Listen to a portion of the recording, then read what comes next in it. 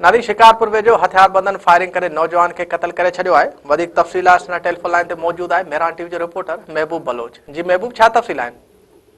जी बिल्कुल, ही शिकारपुर जे न्यू फौजदारी थाने जी हद पुराने पावर हाउस वटि वाक़ियो पेश आयो आहे, जंहिंमें नामालूम मोटरसाइकिल सवार हथियारबंदन बैटरियुनि जे दुकान ते वेठल दुकानदार जे मालिक खे गोलियूं हणी क़त्ल करे फरार थी विया। उते मौजूद जेके अखियुनि ॾिठा शाहिद आहिनि, उन्हनि मूजिबि ॿिनि मोटरसाइकिल सवार हथियारबंदन जेको आहे दुकानदार जावेद अहमद महर खे गोलियूं हणी क़त्ल करे छॾियो आहे। इतला ते हद जी पुलिस पहुची मक़तूल नौजवान जो लाश जेको आहे खणाए दिल अस्पताल शिकारपुर पहुचायो। अस्पताल में मौजूद जेके मक़तूल जा वारिस हुया, उन्हनि ॿुधायो त असांजी कंहिंसां का बि दुश्मनी न आहे, बेॾो असांजे नौजवान खे क़त्ल कयो वियो आहे। जॾहिं त ॿिए पासे पुलिस पंहिंजो मौक़िफ़ ॾींदे ॿुधायो त वाक़ियो ज़ाती दुश्मनी लॻी रहियो आहे, वधीक जांच करे रहिया आहियूं।